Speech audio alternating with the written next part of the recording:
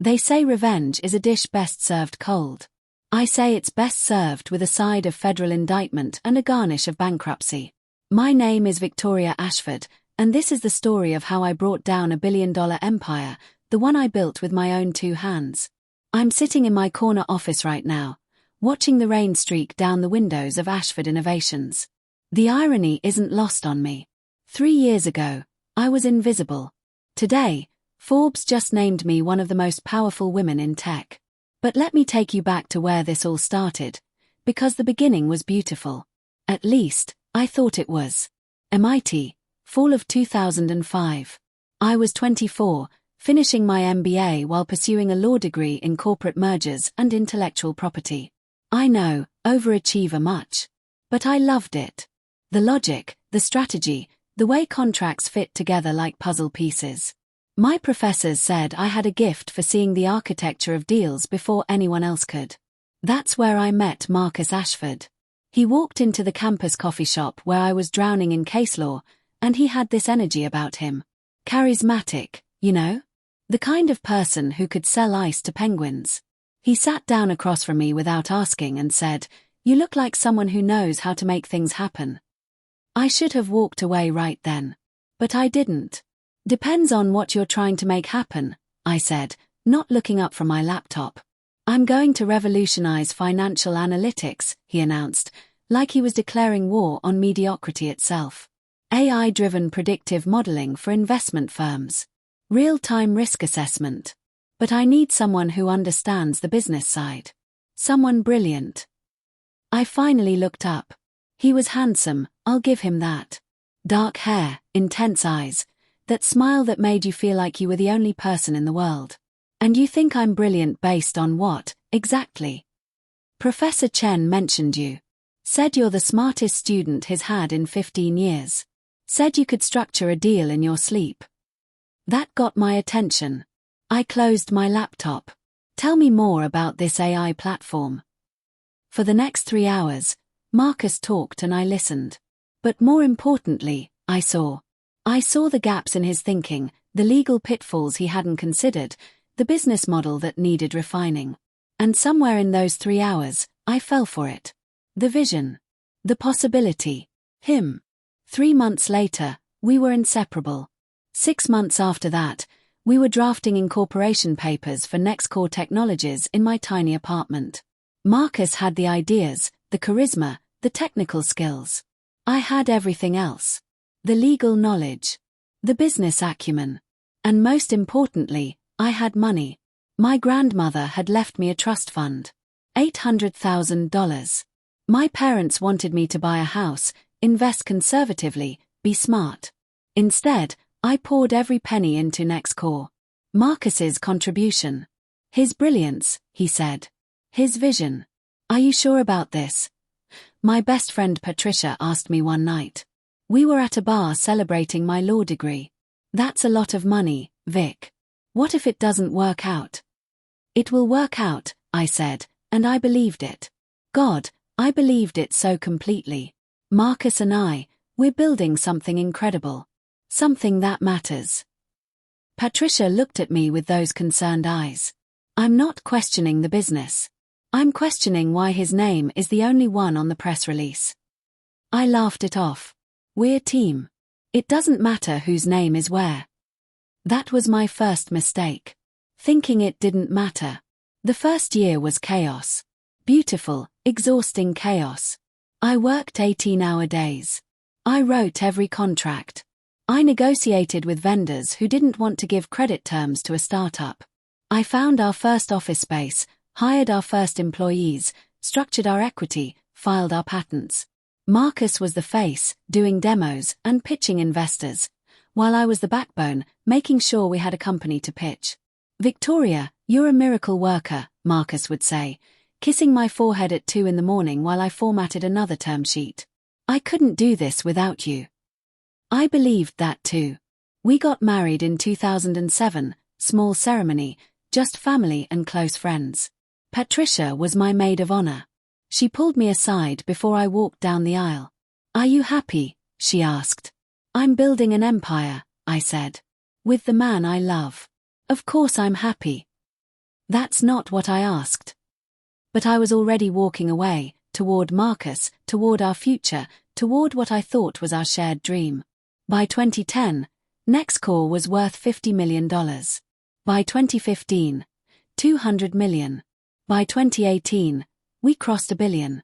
And with each milestone, something strange happened. I started disappearing. It was subtle at first. The TechWorld magazine cover in 2010 featured Marcus alone. The visionary behind Nextcore, the headline read. There was a small mention of me in the article, paragraph 7. Ashford credits his wife, Victoria, with providing early support. Support. Like I'd made sandwiches and offered encouragement, not built the entire legal and operational infrastructure. Marcus, why didn't they interview me? I asked when the magazine came out. He was distracted, scrolling through his phone. What? Oh, they probably didn't think it was necessary. You know how these things work, babe. They want the CEO. I'm the COO and general counsel. Right, but I'm the face of the company. He said it so casually, like it was obvious. Like it made perfect sense that the person who'd structured every major deal, who'd protected our intellectual property, who'd hired half our executive team, wasn't worth interviewing. I let it go. I had too much work to do to worry about magazine covers. But it kept happening. Conference photos where I was cropped out. Board meetings where Marcus would present my ideas as his own. Investor calls where he'd say I decided instead of we decided. Event introductions where I went from co-founder Victoria Ashford to Marcus's wife to eventually just a face in the crowd. By 2019, I was a ghost in my own company. That spring, Marcus hired Amber Preston as his executive assistant. 26 years old, blonde, ambitious, always at his side. I tried not to be that woman, the one who gets jealous of the young assistant. I had more important things to worry about. Except I should have worried. Working late again. I asked Marcus one Thursday in June. It was the third time that week. Preparing for the Singapore pitch, he said, kissing my cheek as he grabbed his briefcase. Amber's meeting me at the office. She's really good at slide design. Something twisted in my stomach. I could help. I know the Singapore contracts better than anyone. You're busy enough, Vic. Besides, Amber's got it handled. Amber's got it handled. For words that should have been my wake-up call. The breaking point came at our annual investor dinner in June. The Meridian Hotel, 200 people, everyone who mattered in Silicon Valley. I wore a black dress, my grandmother's pearls, and I walked in ready to network, to remind people that I existed, that I mattered. Marcus was already there. With Amber. She was laughing at something he said, her hand on his arm. Too familiar. Too comfortable. I watched them from across the room, and Patricia appeared at my elbow. You seeing what I'm seeing? I see my husband with his assistant, I said, but my voice was tight. Victoria. Not now, Patricia. Marcus gave his speech after dinner. Thanked the investors, thanked the board, thanked the team. He listed names. James Henderson, our CFO. Sarah Williams, Head of Product. David Chen, Chief Engineer. Amber Preston, his invaluable right hand. He even thanked the catering staff. He never mentioned my name. Not once. After the speech, a venture capitalist I'd personally brought to our Series C round approached me. Mrs. Ashford, lovely to see you. How are you enjoying your husband's success? My husband's success. I smiled so hard my face hurt. It's wonderful to watch. Patricia drove me home that night. Marcus had stayed behind to network. I sat in the passenger seat, watching the city lights blur past, and something inside me finally broke. He's sleeping with her, isn't he? I said. Patricia's hands tightened on the wheel. Vic. Don't lie to me. Everyone knows. That's what you've been trying to tell me. She pulled over, put the car in park, and turned to face me. Yes. Everyone knows. I laughed. It came out bitter and sharp. How long? 3 months. Maybe 4. I'm sorry. I should have told you sooner, but I didn't want to hurt you. Hurt me. I was still laughing, but tears were running down my face. Patricia, he erased me. From my own company, from my own life. The affair is almost a relief. At least that's straightforward betrayal. I went home that night to our 8,000-square-foot mansion, walked past the original Rothko in the foyer, climbed the stairs to our bedroom, and made a decision. I wasn't going to cry. I wasn't going to confront him. I wasn't going to give him the satisfaction. I was going to destroy him. But first, I needed to know exactly what I was dealing with. Marcus came home at 3 a.m. I pretended to be asleep, listening to him undress in the dark, slide into bed beside me. He smelled like perfume that wasn't mine. The next morning, he was gone before I woke up. Early meeting, his text said. I sat at my desk in my home office, staring at his laptop that he'd left behind. He always left it behind when he was working late because he didn't want me to see what was on it. The password was Victory 2007. Our wedding year. The irony was almost funny. I opened his laptop. The first thing I found was exactly what I expected. Hotel reservations at the Parkside, every Thursday night for 3 months. Jewelry purchases from Cartier. I'd never received anything from Cartier. Text messages that made my stomach turn. Can't wait to celebrate our 6-month anniversary, Amber had written. Their anniversary. Not ours. I should have been devastated.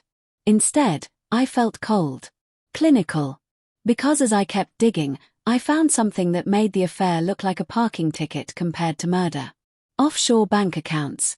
Cayman Islands. 3 different shell companies. Ashford Consulting LLC, MCA Holdings, Preston and Associates. That last one made me laugh out loud in the empty house.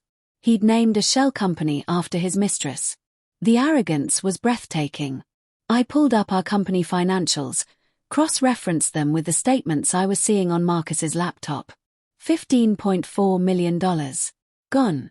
Moved through fake consulting contracts, inflated expenses, phantom vendors. Money that should have been in Nextcore's accounts, money that belonged to our investors, sitting in banks I'd never heard of, in countries with no extradition treaties. Marcus wasn't just cheating on me. He was running a fraud operation. I sat back in my chair, my hands shaking. 13 years. 13 years I'd spent building Nextcore, making sure every contract was airtight, every regulation followed, every legal exposure minimized. And my own husband had been committing securities fraud right under my nose. My phone buzzed. Patricia. You okay? You didn't respond to my texts last night. Patricia, I need names. A forensic accountant. The best one you know. And a private investigator. Someone discreet. Silence on the other end. Then, what did you find? Everything, I said. I found everything. 2 days later, I was sitting in a coffee shop 3 towns over, meeting with David Reeves. Former FBI agent, now a private investigator specializing in corporate cases. He looked exactly like you'd expect. Fit, 50s, eyes that didn't miss anything. Mrs. Ashford, he said, sliding into the booth across from me. Your friend Patricia speaks highly of you. I need surveillance, I said, pushing a folder across the table. My husband and his assistant, Amber Preston. I need photos, locations, everything. But more importantly, I need you to track financial movements. Shell companies, offshore accounts, any transactions that seem unusual. David opened the folder, scanned the information I'd compiled. His eyebrows rose. This is already pretty detailed work. I'm a lawyer, I said. Corporate mergers and intellectual property. I know how to follow money. But I need someone who can document it in a way that holds up in court. Court, he repeated. We're talking divorce. We're talking federal charges. He looked at me for a long moment. That's a big swing, Mrs. Ashford. I don't take small swings, Mr. Reeves. The next person I contacted was Lisa Park, a forensic accountant Patricia had worked with on a previous case.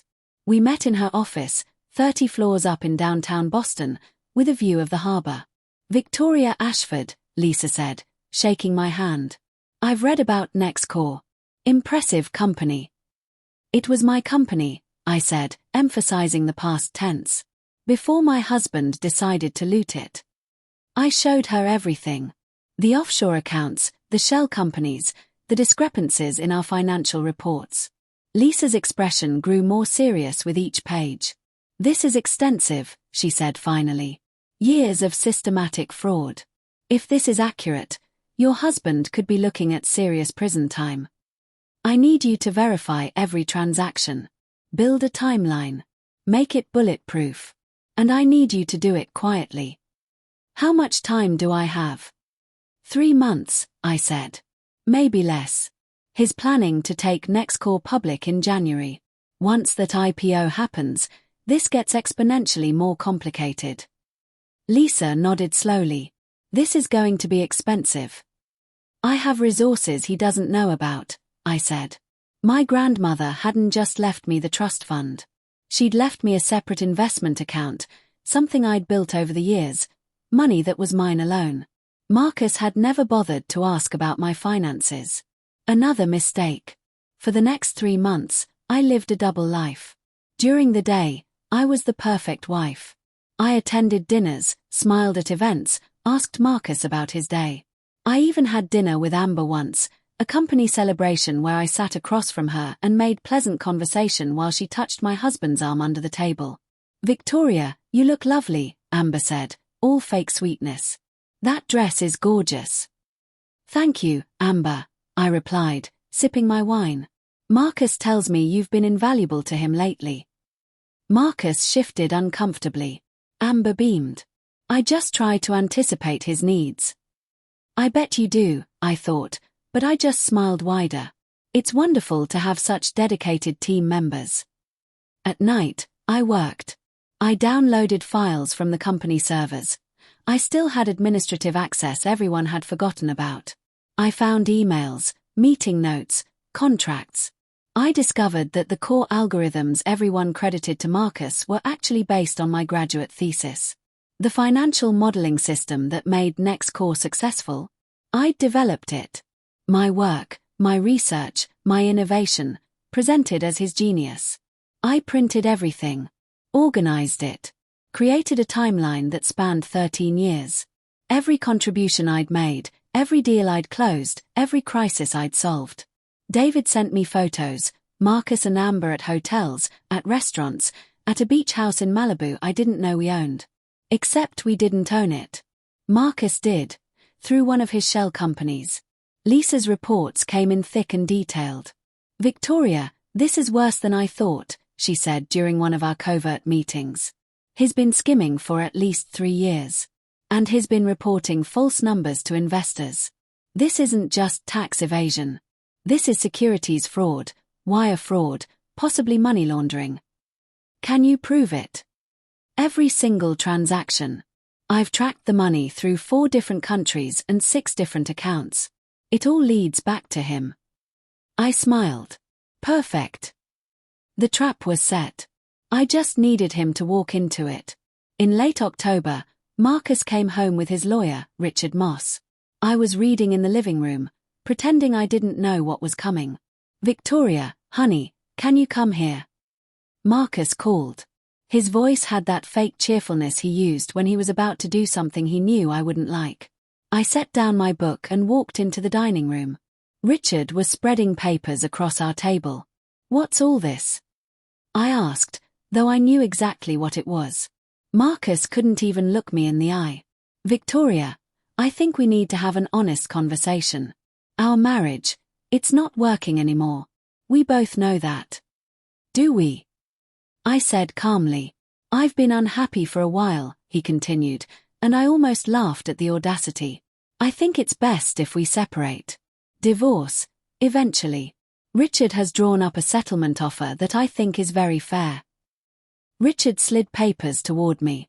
Mrs. Ashford, your husband is offering $8 million, full medical coverage for life, and you can keep the Malibu property.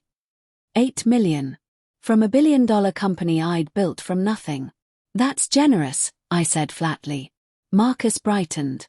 I'm glad you see it that way. There's just one condition, A non-disclosure agreement. Standard stuff, really. Just means you can't discuss company finances, business operations, or my personal life publicly. There it was. The NDA wasn't about protecting his reputation. It was about hiding his crimes. 8 million, I repeated. For a company currently valued at $1.2 billion. A company I co-founded. A company I funded with my own inheritance. A company where I still hold the patents on the core technology. Marcus's smile faltered. Victoria, let's be realistic here. I built NextCore. I had the vision, the technical expertise. You were support staff. Important support staff, he added quickly, seeing my expression. But the company is mine. Support staff. The words hung in the air like poison gas. Richard cleared his throat. Mrs. Ashford, I understand this is emotional, but the offer really is quite generous considering your actual role in the company's success. I looked at Richard, then at Marcus. My husband of 12 years. The man I'd sacrificed everything for. The man who'd spent the last decade erasing me from the story of my own life. I need time to review this with my attorney, I said. Marcus relaxed. Of course. Take a week. Richard, she can take a week, right? Absolutely, Richard said. I stood up, leaving the papers on the table. I'll need longer than that. But I'll be in touch. I walked upstairs, packed a bag with essentials, and drove to Patricia's house. She took one look at my face and poured me a glass of wine. He did it, I said. Divorce papers, lowball offer, NDA to cover his fraud. What are you going to do? I pulled out my phone and opened my contacts. Found the number for Special Agent Jennifer Martinez, FBI White Collar Crime Division. David Reeves had given it to me 2 weeks ago. Just in case, he'd said. I'm going to disappear, I said. And while Marcus is panicking about where I am, I'm going to hand the FBI enough evidence to put him away for the next decade. Patricia stared at me. You're serious? I've never been more serious about anything in my life. He thinks I'm just the wife. The support staff. He has no idea what I'm capable of. I called Agent Martinez. Special Agent Martinez. My name is Victoria Ashford. I'm the co-founder and COO of NextCore Technologies. And I have evidence of securities fraud, wire fraud, and money laundering that I think you'll want to see. The next morning, I didn't go home. I turned off my phone, checked into a hotel under Patricia's name, and met with Agent Martinez and her team. I brought boxes. Years of evidence, financial records, emails, contracts, witness statements from employees who'd seen Marcus's fraudulent activities. Mrs. Ashford, this is extraordinary work, Agent Martinez said, flipping through the files. You've essentially built our case for us. I'm a lawyer, I said. I know what you need. And I want immunity and witness protection until the trial. In exchange, I'll testify, I'll provide everything you need, and I'll help you understand the corporate structure well enough to make the charges stick. That's quite a deal you're proposing. That's quite a case I'm handing you, I countered. $15 million in fraud. A company about to go public based on falsified financial records. Hundreds of investors who've been systematically deceived. This isn't just my husband betraying me. This is corporate crime on a major scale. Agent Martinez smiled. When can you start? Right now. For 2 weeks, I stayed in a safe house, working with the FBI, walking them through every transaction, every shell company, every fraudulent contract. Marcus, meanwhile, was losing his mind. David Reeves sent me updates. Photos of Marcus frantically calling people, meetings with his lawyers, the stress visible on his face. The NextCore board was in chaos. The IPO was scheduled for January 15th. They needed my signature on critical documents. Without me, the whole thing could fall apart. Where is she? I could imagine Marcus screaming at his lawyers. Find her. I need her signature. But I was untraceable. The FBI had made sure of that. On November 18th, 3 weeks after I disappeared, everything came crashing down. Agent Martinez called me at 6 in the morning. It's happening today, she said. The raid. You should probably watch the news. I turned on the television and waited. At 9:30, breaking news flashed across the screen. FBI raids Nexcore Technologies headquarters. The footage showed black SUVs, federal agents in windbreakers carrying boxes, employees being escorted out of the building. My phone, a burner the FBI had given me, rang. Patricia, are you watching this? She whispered. Every second, I said. Victoria, they're saying it's the biggest tech fraud case in years. They're calling it systematic, extensive. They froze all of Nexcore's assets. Good, I said. And I meant it. The reporter on screen was interviewing someone. Sources tell us that an unnamed whistleblower provided extensive documentation of financial crime spanning multiple years. Federal prosecutors are calling this one of the most well-documented cases they've ever received. I smiled. 13 years of meticulous record-keeping had finally paid off. The fallout was immediate and spectacular. Nexcore's private valuation dropped 40% in 24 hours. Investors were calling for emergency board meetings. And Marcus made his first critical mistake in the public eye. He held a press conference. I watched it live, sitting in my safe house, eating popcorn like I was watching a movie. These allegations are completely false, Marcus said, his voice shaking with what he probably thought was righteous anger but looked more like panic. This is clearly a vindictive attack by my estranged wife, who is upset about our divorce proceedings. Victoria has disappeared, she's hiding, because she knows her claims are baseless. A reporter shouted a question. Mr. Ashford, can you explain the offshore accounts discovered by federal investigators? Those are legitimate business accounts, Marcus said. Perfectly legal international holdings. And the shell companies. Standard corporate structure. My lawyers will provide full documentation. Another reporter, Mr. Ashford, where is your wife? Marcus's face went red. I don't know. And frankly, her disappearance is suspicious. What does she have to hide? I laughed out loud. What did I have to hide? The man had $15 million in stolen money and he was asking what I had to hide. But then Marcus made an even bigger mistake. That evening, Amber moved into our house. Our house. The paparazzi got photos. Marcus Ashford, under federal investigation, moving his mistress into the marital home while his wife was missing. The optics were catastrophic. Marcus Ashford's mistress moves in amid fraud investigation, the headline screamed. Nexcore CEO's marriage implodes during federal probe. Investors started pulling out. 3 major venture capital firms publicly distanced themselves from Nexcore. The IPO was officially cancelled. The company's value was in free fall. And then came the indictment.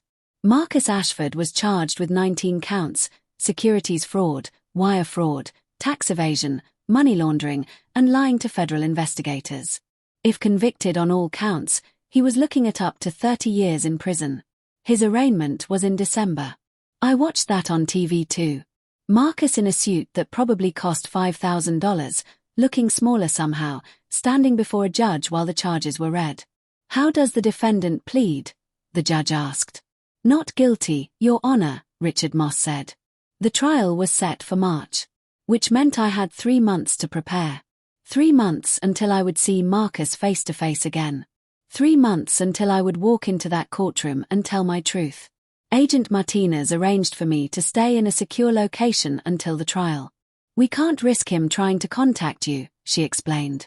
Or intimidate you. High-profile cases like this, people get desperate. He won't find me, I said. But even if he does, I'm not afraid of Marcus anymore.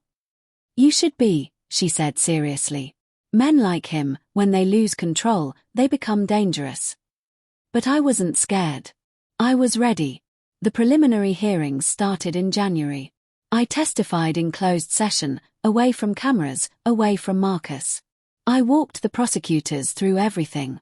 The offshore accounts, the shell companies, the fraudulent contracts. I showed them how Marcus had been systematically stealing from investors for 3 years. Ms. Ashford, the prosecutor, Daniel Webster, said during our prep sessions, you understand that your husband's defense is going to attack your credibility.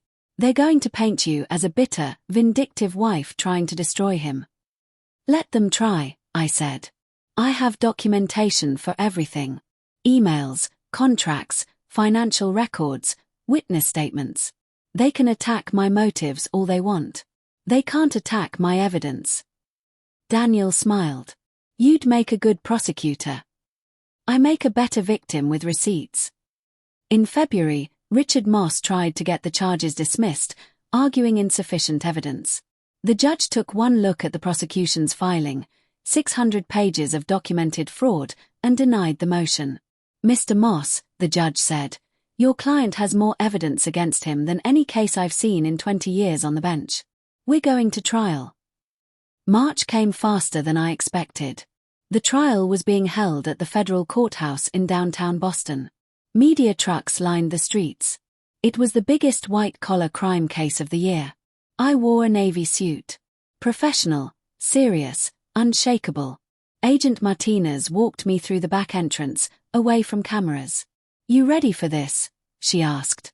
I've been ready for 13 years, I said. The courtroom was packed. Reporters, investors, NextCore employees, curious onlookers. And there, at the defense table, sat Marcus. He turned when I walked in, and our eyes met for the first time since October. He looked terrible. Thinner, older, defeated. Good. All rise, the bailiff called.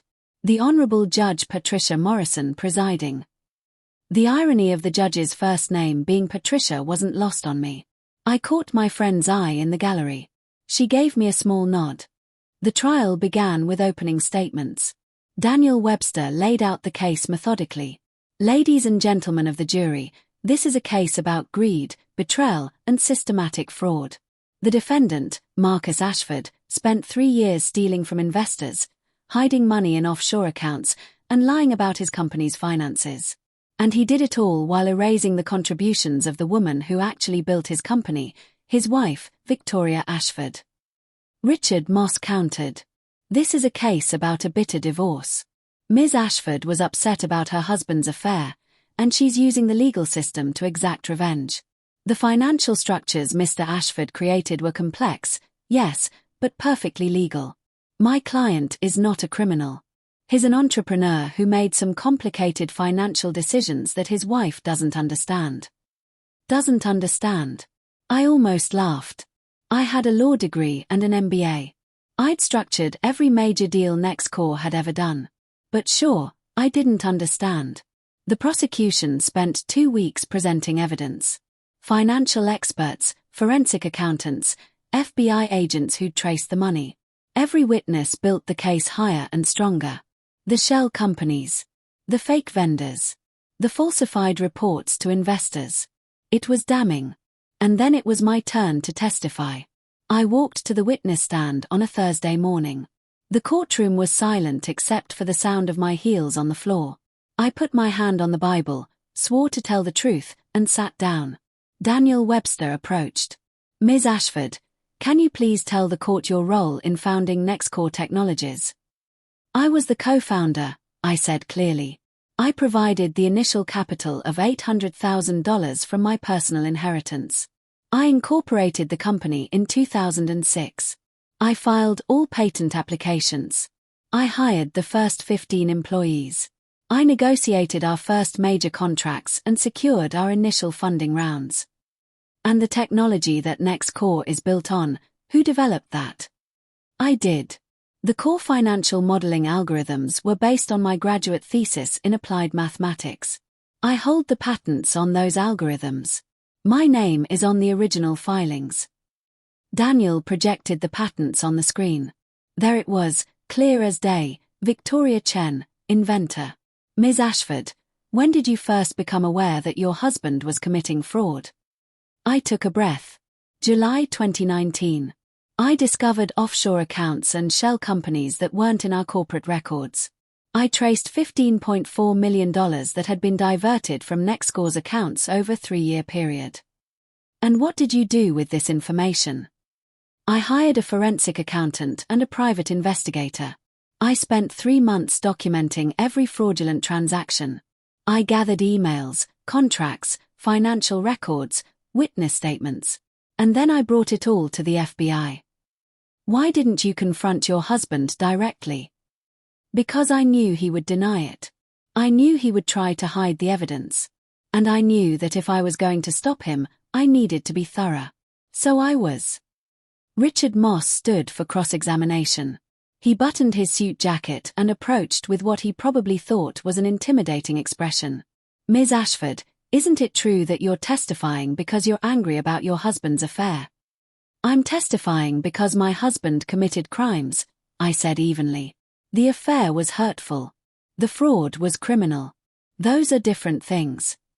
You stand to gain financially from this prosecution, don't you? If Mr. Ashford is convicted, you'll have more leverage in your divorce. I stand to gain justice, I said. And for the record, I don't need leverage. I have evidence. Evidence you conveniently gathered right before filing for divorce. Suspicious timing, wouldn't you say? I looked directly at the jury.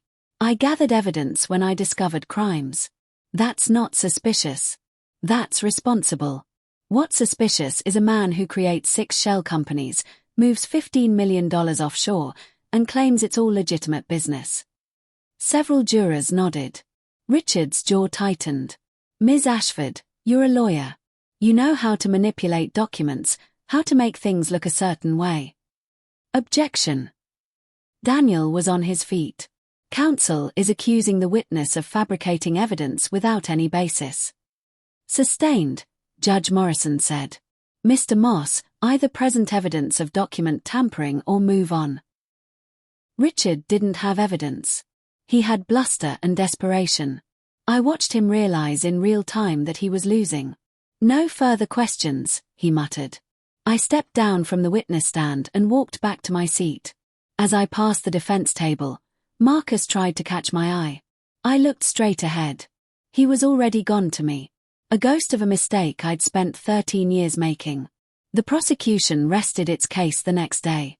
The defense put on their witnesses, character witnesses who said Marcus was a good guy, financial experts who tried to explain away the offshore accounts as complex but legal tax planning. But you could see the jury wasn't buying it. How do you explain $15 million hidden in shell companies as anything other than fraud? Marcus didn't testify. Richard wouldn't let him. Smart move, honestly. Marcus had a tendency to talk himself into corners, and on cross-examination, Daniel would have destroyed him. Closing arguments came on a rainy Tuesday in April. Daniel Webster stood before the jury with the calm confidence of a man holding a winning hand. Ladies and gentlemen, this case is about choices. Marcus Ashford chose to steal from investors who trusted him. He chose to hide money in offshore accounts. He chose to create fake companies and fake contracts. And he chose to do all of this while erasing the woman who actually built Nextcore Technologies from its own history. The evidence is overwhelming. The documents are clear. And the defendant's guilt is beyond any reasonable doubt. Richard's closing was desperate. Don't let an angry wife destroy a man's life. Yes, Marcus Ashford made some complex financial decisions. Yes, his marriage fell apart. But complexity is not fraud. Divorce is not a crime. Victoria Ashford wants revenge, and she's using this courtroom to get it. The jury deliberated for 4 hours. That's how long it took them to review 600 pages of evidence and decide that Marcus Ashford was exactly what the prosecution said he was, a criminal. I was in the courthouse cafeteria when Agent Martinez found me. "Jury's back," she said. My heart hammered as we walked back to the courtroom. 4 hours. That was fast. Fast usually meant decisive. The question was, decisive in which direction? The courtroom filled. Marcus looked grey, his hands shaking slightly as he stood. The jury filed in. I searched their faces. None of them looked at Marcus. That was a good sign. Juries that acquit make eye contact with the defendant. Juries that convict look away. Has the jury reached a verdict? Judge Morrison asked. "We have, Your Honor," the foreperson said. She was a woman in her 50s, a former accountant. I'd been hoping she'd be on the jury. On count 1, securities fraud, how do you find? Guilty. Marcus's knees buckled. Richard grabbed his arm. On count 2, wire fraud, how do you find? Guilty. On count 3, tax evasion, how do you find? Guilty. It went on. 19 counts. 19 guilty verdicts. By the end, Marcus was slumped in his chair, tears streaming down his face. I felt nothing. No satisfaction, no vindication, just a cold certainty that justice, for once, had been served. Judge Morrison set sentencing for 6 weeks later. Marcus was remanded to custody immediately. As the marshals handcuffed him, he turned and looked at me one last time. "Victoria," he said, his voice breaking. "How could you do this to me?" "How could I?" I stared at him in disbelief. "You did this to yourself, Marcus. I just refused to go down with you." They led him away. I walked out of the courthouse into a sea of cameras and reporters shouting questions. Agent Martinez guided me to a car, but before I got in, I stopped. Turned to the cameras. "Justice was served today," I said. "Not just for me, but for every investor Marcus Ashford defrauded. For every employee who believed in NextCore. And for every person who's ever had their contributions erased and their work stolen. The truth always comes out. Eventually." The sentencing hearing was in May. Judge Morrison was not lenient. "Mr. Ashford, you betrayed the trust of investors, employees, and your own wife. You committed fraud on a massive scale, and you showed no remorse. I sentence you to 12 years in federal prison, to be followed by 3 years of supervised release. You will also pay $45 million in restitution to the defrauded investors." 12 years. Marcus would be 59 when he got out. NextCore would be long gone. And I would be thriving. But the criminal trial was just the opening act. The divorce case was where I really took everything. The divorce proceedings started in June. Marcus's assets were frozen, his company was bankrupt, and his legal team was working pro bono because he couldn't pay them. My attorney, James Patterson, was one of the best divorce lawyers in Massachusetts. And I'd armed him with enough ammunition to win a war. "Your Honor," James said at our first hearing, "my client is seeking 62% of all marital assets, including controlling interest in all NextCore intellectual property." Marcus's attorney, a young woman named Sarah Chen who'd drawn the short straw at her firm, looked overwhelmed. "Your Honor, that's excessive. Standard divorce proceedings allocate 50%. "This isn't a standard divorce," James interrupted. "Ms. Ashford provided 100% of the initial capital. She filed all patents. She built the company's legal and operational infrastructure. She is the primary inventor on the core technology.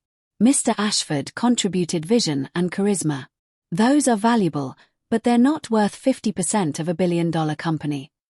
The judge, Sandra Williams, was a no-nonsense woman in her 60s. She'd been on the bench for 30 years. "Ms. Chen, does your client dispute that Ms. Ashford provided the initial capital?" "No, Your Honor, but..." "Does he dispute that she filed the patents?" "The patents are in her name, but..." "Does he dispute that she structured all major deals and contracts?" Sarah Chen looked at her notes helplessly. "Your Honor, Mr. Ashford was the CEO. He made the strategic decisions." "From prison," Judge Williams said dryly. "I've reviewed the case file, Ms. Chen. I've read the criminal trial transcripts. I know exactly who built NextCore Technologies. And it wasn't your client."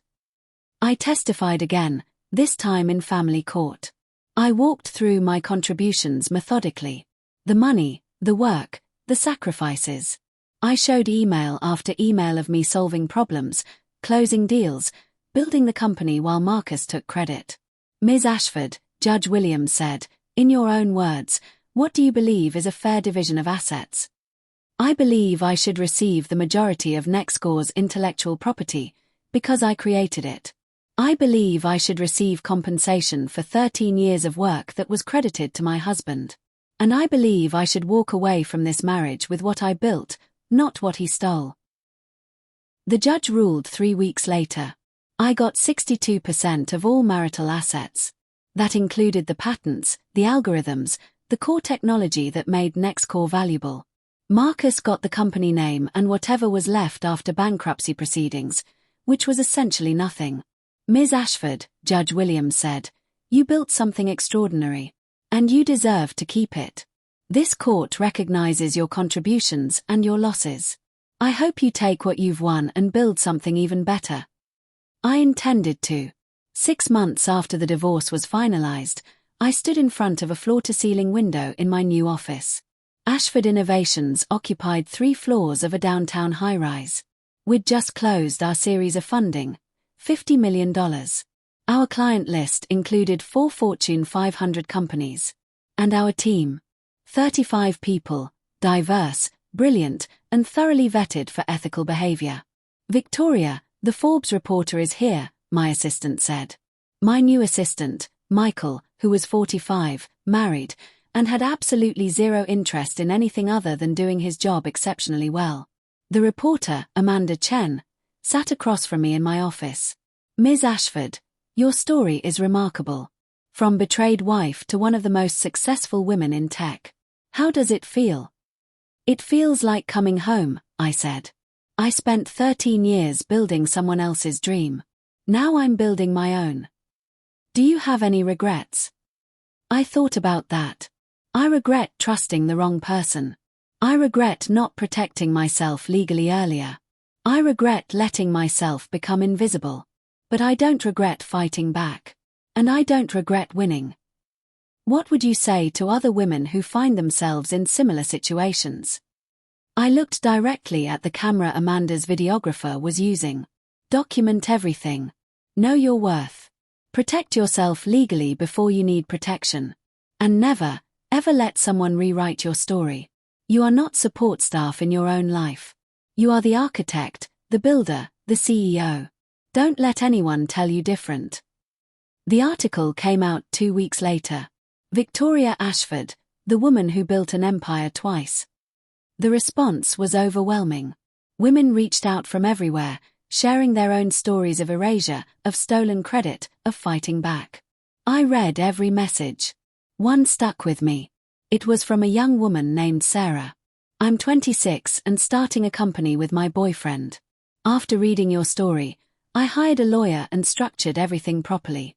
Thank you for teaching me to protect myself before I need protection. That made it all worth it. As for Marcus, he's serving his sentence at a federal facility in Pennsylvania. Amber left him before the trial even ended, deleted all her social media, and moved across the country.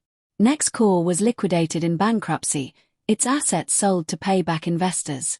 The company that was once worth over $1 billion exists now only as a cautionary tale. And me. I'm sitting in my office, watching the sun set over the city, running a company that's valued at $1.8 billion. I've been named to Forbes' Most Powerful Women in Tech list. I established the Victoria Chen Foundation, which provides legal and financial support to women starting businesses. And I'm happy. Genuinely, completely happy. Before we wrap this up, I want to hear from you. If you've made it this far, thank you for listening to my story. Hit that subscribe button if you believe in justice, truth, and never underestimating the woman who built everything. Drop a comment telling me where you're watching from and what part of this story resonated most with you. And smash that like button if you believe that the best revenge isn't just success, it's reclaiming the truth. People ask me if I'm bitter. If I hate Marcus. The truth is, I don't think about him much anymore. He was a chapter in my story, and I've moved on to better chapters. Chapters I'm writing myself. The last time Patricia and I had coffee, she asked me the same question she asked on my wedding day. Are you happy? This time, I knew exactly how to answer. I'm not just happy, Patricia. I'm free. I'm successful. I'm surrounded by people who value me. And I'm building something that matters, on my terms, with my name on it. So the answer is yes. I smiled. The answer is, I'm exactly where I'm supposed to be. And that's the real ending to this story. Not revenge. Not destruction. But reclamation. I reclaimed my work, my worth, my story. I rebuilt my life into something stronger, better, more authentic. Marcus thought he could erase me. Instead, he erased himself. I thought I needed him to be successful. Turns out, I just needed to stop letting him hold me back. So here's what I learned from building an empire twice. The first time, I built it for someone else. I poured my money, my expertise, my years into making someone else's vision reality. The second time, I built it for me. And the difference is everything. Don't build someone else's empire at the expense of your own. Don't let love blind you to inequality. Don't accept being erased. And most importantly, don't underestimate yourself. Because the moment you realize your own power, the moment you stop playing supporting character in someone else's story, that's when you become unstoppable. I was support staff in my own company. Now I'm the CEO of my own life. And trust me, the view from here is incredible. If this story inspired you, motivated you, or made you think differently about your own situation, share it. Someone in your life needs to hear this. Someone needs to know that it's never too late to reclaim your story. That documentation beats desperation. That truth outlasts lies. And that the person they underestimated might just be the one who brings their whole world crashing down. Thanks for watching. This is Victoria Ashford, signing off. Remember, you're not along for the ride. You're driving the car. Act like it.